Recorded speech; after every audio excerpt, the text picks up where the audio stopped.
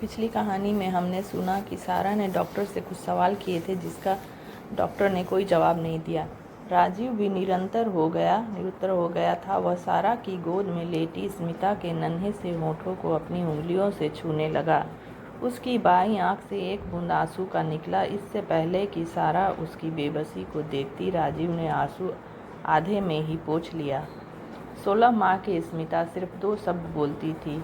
वह पापा को काका और मम्मी को बबी उच्चारित करती। उसने प का विकल्प क कर दिया और म का विकल्प ब को बना दिया। फिर भी राजीव और सारा हर समय अपनी नौकरी से फुर्सत मिलते ही अपने स्मिता के मुंह से काका और बबी सुनने को बेताब रहते थे। 6 साल की स्मिता अब स्कूल में पढ़ रही थी, लेकिन कक्षा में वह पीछे बैठती थी और हर समय सिर झुकाए रहती थी। उसकी पलकों में हर समय आंसू भरे रहते थे। एक छोटी सी बच्ची जो मन से मुस्कुराना जानती थी, लेकिन उसके होंठ शक्ल नहीं ले पा रहे थे। उस पर सितम यह कि उसके सहपाठी दबे मुंह उसे अंग्रेजी में स्माइललेस गर्ल कहते थे।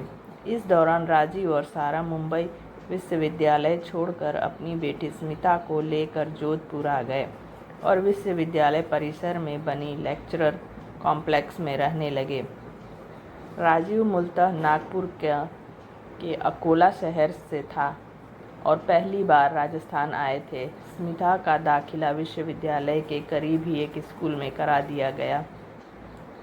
वह मानसिक रूप से एक औसत छात्रा थी। उस दिन बड़ी तीज थी। विश्वविद्यालय परिसर में तीज का उत्सव नजर आया। परिसर के लंबे चौड़े लॉन में एक झूला लगाया गया। परिसर में रहने वालों की छोटी बड़ी सभी लड़कियां सावन के गीत गाते हुए एक दूसरे को झुलाने लगी। स्मिता भी अपने पड़ोस की हम उम्र लड़कियों के साथ झूला झूलने पहुंची, लेकिन आधे घंटे बाद वह रोती हुई सारा के पास पहुंची। क्या हुआ? सारा ने पूछा। मम्मी, पूजा कहती है कि मैं बदसूरत हूँ क्योंकि मैं मुस्कुरा नहीं सकती, स्मिता ने रोते हुए बताया। किसने कहा मेरी बेटी की मुस्कान दुनिया में सबसे खूबसूरत होगी? कब? पहले तू रोना बंद कर, फिर बताऊंगी। मम्मी, पूजा ने मेरे साथ चीटिंग भी की।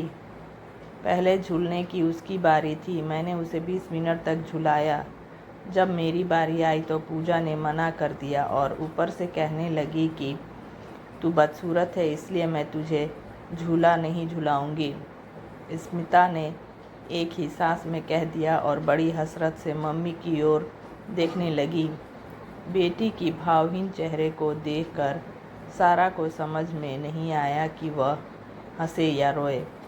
उसके मन में अचानक सवाल जागा कि क्या मेरी स्मिता का चेहरा हंसी की भाषा कभी नहीं बोल पाएगा? नहीं, ऐसा नहीं होगा।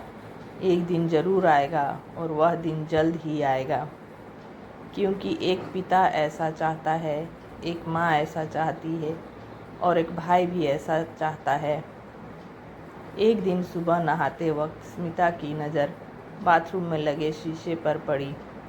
शीशा थोड़ा ऊपर था। वह टब में बैठकर या खड़े होकर उसे नहीं देख सकती थी।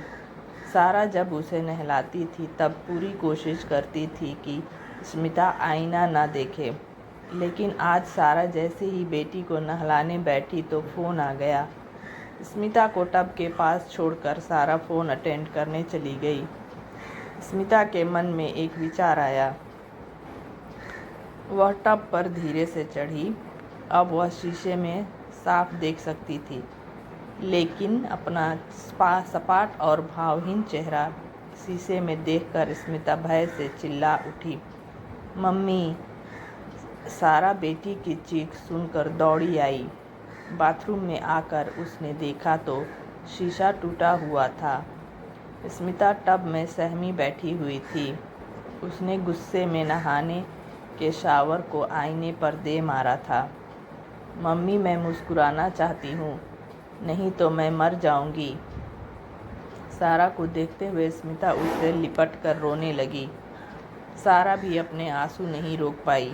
मेरी बेटी बहुत बहादुर है, वह एक दिन क्या थोड़े दिनों में मुस्कुराएगी।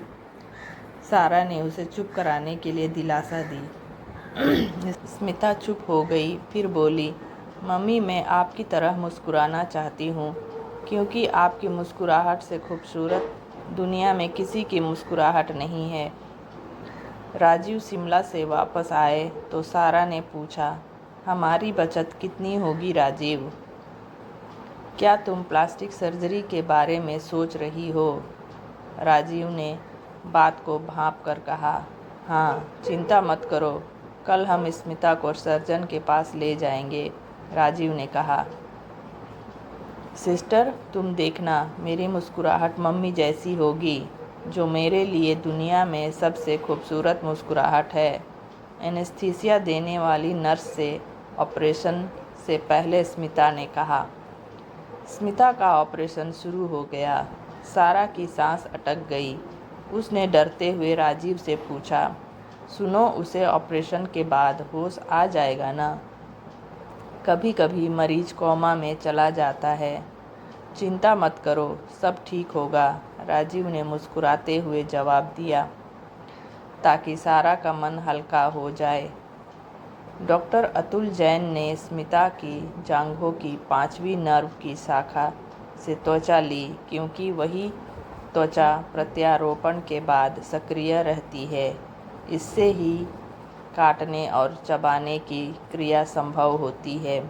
राजीव और सारा की बेटी की प्रति प्यार रंग लाया।